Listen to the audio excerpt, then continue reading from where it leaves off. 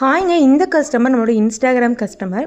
இவங்களோட ஃபேஸில் பார்த்தீங்கன்னா நிறைய வந்துட்டு ஃபேஸ் வந்து டர்ன் ஆகிட்டு அங்கங்கே செல்ஸ் எல்லாமே இறந்து போயிருந்துச்சு. வித்தின் ஒரு 6 வருஷமாக இவங்க இந்த ப்ராப்ளத்தை க்ரோத் த்ரூ பண்ணிகிட்டு இருக்கதா சொல்லியிருந்தாங்க. ஸோ இவங்க சொன்ன விஷயம் என்ன அப்படின்னு பார்த்தீங்கன்னா, எனக்கு எந்த க்ரீம் போட்டாலும் செட் ஆகாது. நான் வந்து 6 வருஷமாக நிறைய இடத்துல ட்ரீட்மெண்ட் பண்ணிகிட்ருக்கேன். நிறைய ஹாஸ்பிட்டல் போயிருக்கேன். நிறைய பெரிய பெரிய பிராண்டில் நான் ட்ரீட்மெண்ட் எடுத்திருக்கேங்க. எனக்கு எந்த ஒரு ரிசல்ட்டும் தெரியல அப்படின்ற மாதிரி அவங்க சொல்லியிருந்தாங்க. ஃபஸ்ட் சிட்டிங்ஸில் நான் ஃபீட்பேக் கேட்டிருந்தேன். எனக்கு தரமாட்டேங்கன்னு சொல்லிட்டாங்க. இது கம்ப்ளீட்லி எனக்கு ரிசல்ட் வரட்டும், கண்டிப்பாக உங்களுக்கு நான் ஃபீட்பேக் கொடுக்குறேன். எனக்கு இதில் வந்து நிறைய இடத்துல நான் வந்து ட்ரீட்மெண்ட் பண்ணி நான் ரொம்பவே ஏமாந்துருக்கேன். ஸோ எனக்கு எந்த ரிசல்ட்டும் கிடைக்கல அப்படின்ற மாதிரி ஃபீல் பண்ணியிருந்தாங்க. ஸோ அந்த கஸ்டமருடைய ஃபீட்பேக் என்ன அப்படின்றத கேட்கலாம் வாங்க. ஹாய்டா. இப்போ நம்ம ஒரு 20 டேஸ்க்கு முன்னாடி வந்து நம்ம ஃபேஸ்க்கு வந்து கிளென்ஸ் கொடுத்தோம் இல்லைங்களா? அதுக்கும் இப்போக்கு என்ன டிஃப்ரென்ஸ் இருக்குடா உங்கள் ஃபேஸில்?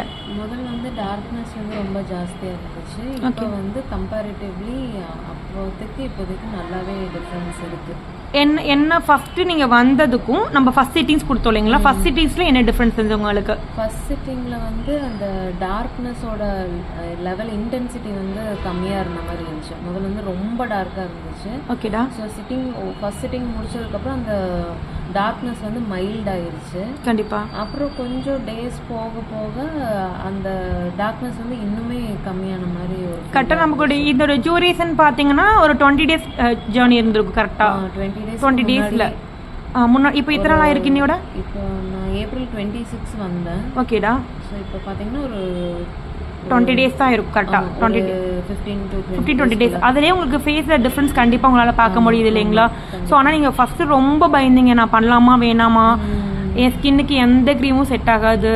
அப்புறம் ஏன்னா என்னோடது வந்து ஸ்கின் வந்து சென்சிட்டிவ் ஸ்கின். போக என்னோட இஷ்யூ வந்து லைக்கன் பிளானஸ். அது வந்து ஒரு இன்டர்னலி வர இஷ்யூ. கண்டிப்பாக. அதனால ஸோ நான் இன்டர்னல் டேப்லெட்ஸ் தான் பார்த்துட்டு இருந்தேன். பட் ஸ்டில் இது வந்து இன்னுமே நல்லா இருக்கு, பெட்டராக இருக்கு. இன்கேஸ் வந்து இன்டர்னல் டேப்லெட்ஸ் எடுத்தாலுமே எனக்கு வெளியே வந்து ரிசல்ட் தெரியல. கண்டிப்பாக இந்த செஷனுக்கு அப்புறம் நல்லாவே உங்கள் உள்ளே இருக்க இன்டர்னல் ஃபுல்லாகவே கிளென்ஸ் ஆகிருக்கு. கண்டிப்பாக இல்லைங்களா? அது வந்து உங்கள் ஃபேஸில் பார்க்க முடியுது. அது கிளென்ஸ் ஆகிருக்குன்றது ஃபேஸில் தெரியுது இல்லைங்களா? நீங்கள் இன்கேஸ் வந்து இங்கே ஒரு க்ரீம்ஸ் கூட நீங்கள் யூஸ் பண்ணல, கரெக்டுங்களா? ஒரு சிட்டிங்ஸில் நம்ம ப்ரெஷர் பாயிண்ட்ஸ் மட்டும் கொடுத்து தான் அந்த ரிசல்ட் நம்ம பார்த்துருக்கோம்.